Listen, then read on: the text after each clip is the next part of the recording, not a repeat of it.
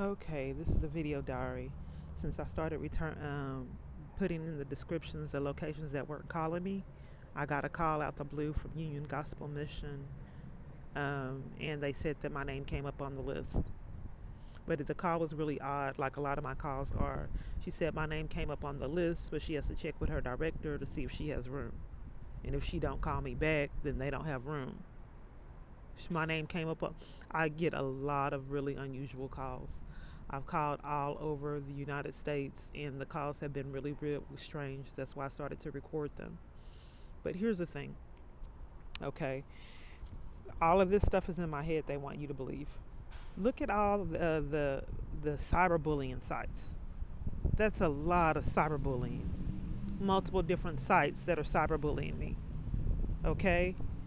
Then, in addition to that, in the past, the police department, they used to come out personally, pushing and shoving me at the stew pot just for trying to get services when I wasn't recording. And when I started to record, they came out of the shadows. They came out to Plano, to New Hope in Plano, personally, forcing me to leave. In the New Beginnings, they had an assault and arrest. Came out to a hotel just for me simply asking for help on my phone.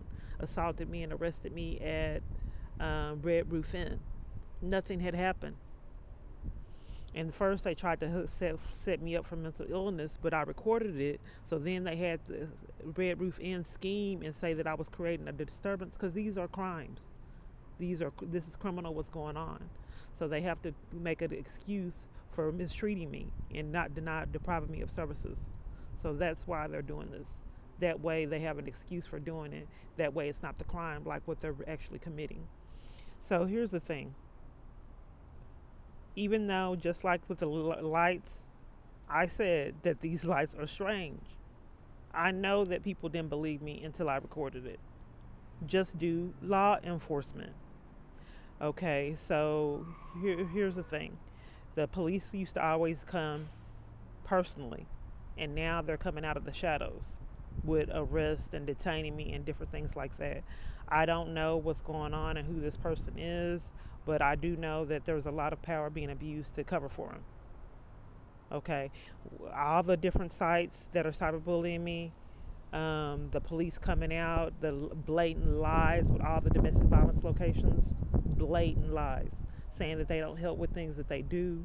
All of them want to refer me to another location, knowing that I was assaulted and arrested at a domestic violence support group on camera footage. Nothing is being done. So, but for the call, listen to these calls. All that I've called all over the United States. Listen to them. They're odd. Listen to the calls to the FBI. I called Social Security Administration before they got that scam that they put it in my bank account, which they didn't. But I called them 6 times and I was hung up on. I called the domestic violence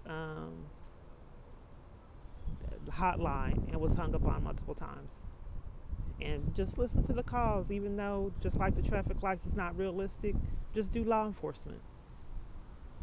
Anyway, this is a video diary of all the insanity that I've had to endure. I wish I had a right like other women. I was pushed and shoved trying to get a protection order. You ever saw a woman trying to get a protection order and all those people are mad at her and trying to intimidate her and scare her trying to get a protection order? Have you seen that before? What about me getting cut off the road driving, going in to get the protection order? Someone just cut me off going down the road. I recorded it. Well, going down trying to park. They cut in front of me trying to scare me. It did. But I know what they're doing now, so I record it so other people can see it. But anyway, this is not an ideal situation that I'm in. When I go try to get help at places, like I say, the police come out the shadows, punish me with criminal trespasses. But in the past, like I said, it used to be assaults and arrests.